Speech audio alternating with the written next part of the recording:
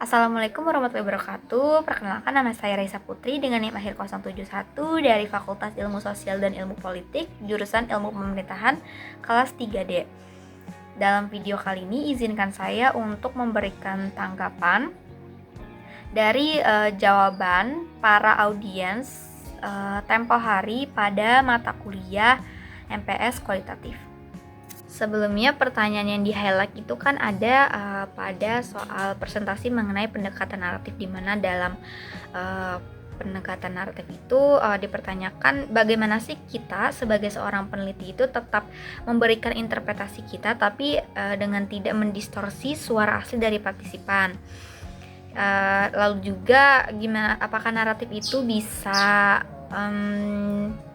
untuk dipahami ataupun bisa menggunakan metode ini untuk mengkaji tentang sebuah fenomena sosial. Mungkin yang pertama bisa kita mulai dari Nurhani ya, dimana Nurhani di sini meng-highlight pentingnya member checking ya. Mungkin saya setuju dengan pendapat dari Nurhani, karena Creswell sendiri juga kan menekankan betapa pentingnya teknik ini untuk menjaga sebuah kredibilitas dalam pendekatan naratif. Namun Creswell juga menekankan bahwasannya member checking ini bukanlah satu-satunya gitu. Peneliti juga harus mempertimbangkan sebuah prolog engagement dan juga multiple source data yang mana telah saya jelaskan pada presentasi tempo hari. Keragaman data gitu. Jadi kalau cuma ngandalin konfirmasi dari partisipan, terdapat resiko interpretasi yang mana jadinya terlalu disederhanakan nih apa yang dari si partisipan itu. Jadi sebaiknya kita sebagai peneliti itu mengkombinasikan dengan reflektivitas dari diri kita sendiri dari peneliti dengan partisipan. Lalu juga penggunaan member checking di sini harus dibandingin dengan transparansi di antara kedua belah pihak, karena kan narasi itu milik bersama, dan juga dengan penggunaan kutipan langsung, karena kita bisa membedain nih gimana sih apa sih ataupun kata-kata ataupun kalimat yang memang langsung dari si partisipan itu dengan interpretasi dari si penulisnya. Lalu yang kedua itu izin menanggapi dari Tessa ya, dimana Tessa itu menekankan soal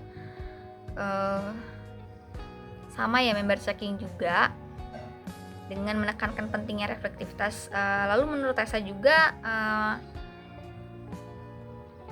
sebenarnya naratif itu tidak bisa dipakai untuk memahami fenomena sosial yang mana sifatnya kolektif ya. Izin menanggapi Tessa, kita mengingat bahwasannya keterbatasan naratif itu dalam naratif itu maksudnya terbatas gitu ya dalam menjelaskan fenomena kolektif. Mungkin saya sepakat dengan apa yang dikatakan ataupun disampaikan oleh Tessa ini, karena Creswell sendiri kan jelas-jelas dalam bukunya tuh mengatakan bahwasannya cerita naratif ini lebih fokusnya kepada cerita individu dibandingkan dengan pola-pola sosial yang luas. Tapi mungkin kritik dari saya sendiri, naratif ini nggak bisa nih dilihat sebagai lebih lemah gitu daripada pendekatan lain yang mana bisa mengkaji fenomena sosial. Menurut Creswell, justru kekuatan naratif itu ada di kedalaman subjektivitas. Jadi sebaiknya pendekatan naratif itu ditempatkan sebagai pendekatan yang memang akan melengkapi gitu, bukan dibandingkan dengan secara hierarkis. Lalu juga yang ketiga itu ada tanggapan dari Rianti, yang mana Rianti ini menjawab bahwasannya peneliti itu harus menekan refleksivitasnya dalam penelitian. Terus juga peneliti harus sadar bahwasannya dirinya itu bukan pihak yang netral, tapi hadir dengan nilai latar belakang dan juga sudut pandang tertentu. Makanya harus punya keterbukaan ya tentang posisinya sebagai peneliti, agar tidak terinterpretasi gitu dan juga menutupi suara partisipan. Terus juga Rianti meng-highlight bahwasannya narasi nggak berasal dari pengalaman personal, tapi juga terkait dengan konteks sosial dan juga budaya dan konteks-konteks lainnya. Mungkin dari Rianti ini kan mengaitkan naratif ya dengan konteks-konteks sosial, budaya dan juga konteks historis tadi ya. Mungkin ini sejalan dengan apa yang disampaikan oleh Creswell, yang mana menegaskan bahwasannya memang cerita hidup individu itu tidak bisa dilepaskan dari konteks-konteks sosial hidupnya, walaupun norma-norma sosial di sekitarnya. Tapi mungkin catatan saya di sini, ketika kita ingin menekankan pola kolektif, kita sebagai peneliti juga harus berhati-hati gitu supaya tidak menggaburkan cerita personal. Saya setuju dengan apa yang dikatakan Yanti tadi, karena Creswell sendiri juga mengingat bahwa generalisasi itu sebenarnya bukan tujuan utama naratif ya, tapi itu menggambarkan sebuah makna hidup gitu yang kaya. Lalu yang keempat itu ada tanggapan dari Anggita Naila, dimana Anggita ini menyoroti soal restoring ya, keterlibatan partisipan dalam proses restoring ataupun dia menyusun kisah ulang. Lalu juga Anggita menyoroti bahwasannya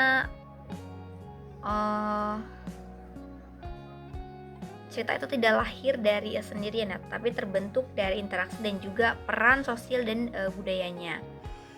Mungkin dari pernyataan ini saya sepakat ya dengan Anggita Naila tentang pentingnya kolaborasi dalam restoring.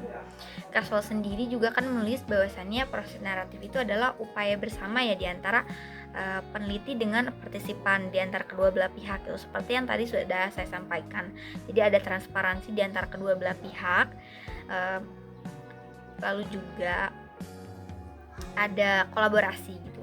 Tapi mungkin kolaborasinya itu jangan, yang bisa kita asumsikan jangan terlalu dominan gitu, karena kolaborasi yang terlalu dominan itu bisa membuat narasi itu kehilangan kedalaman kritisnya, karena kan partisipan bisa aja dia menyensor bagian-bagian yang mana emang sensitif gitu. Jadi sesuai dengan pernyataan Creswell, kolaborasi itu tetap perlu, tapi diseimbangkan dengan refleksivitas peneliti supaya suara asli terjaga tanpa kehilangan analisis. Lalu yang terakhir itu ada dari Divani, yang mana Divani ini menyoroti pentingnya sama ya seperti audiens yang lain, pentingnya member checking dan juga keterlibatan partisipan dalam review interpretasi. Lalu juga Divani menyoroti narasi itu tidak berhenti di level individu, tapi bisa dikaitkan dengan pengalaman pribadi dengan konteks budaya dan juga sejarah, dengan membandingkan hubungan narasi itu dengan menemukan pola kolektifnya. Nah, mungkin izin menanggapi dari Divani ya. Creswell memang menaruh perhatian besar ya terhadap isu etis dalam penelitian naratif. Karena menurut Creswell itu kan peneliti harus transparan ya soal posisi dan biasnya. Saya setuju, tapi mungkin catatan saya itu, etika itu bukan berarti kita harus menghindari cerita-cerita sulit.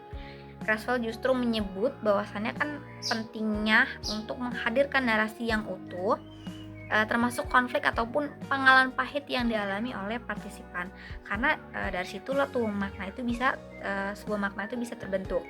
Jadi mungkin peneliti harus tetap menjaga sensitivitas, tapi tetap berani menyajikan kedalaman pengalaman dari si partisipan. Mungkin sekian tanggapan untuk jawaban-jawaban dari para presenter yang telah dipaparkan tempo hari saat presentasi pendekatan naratif. Sekian dari saya. Wassalamualaikum warahmatullahi wabarakatuh.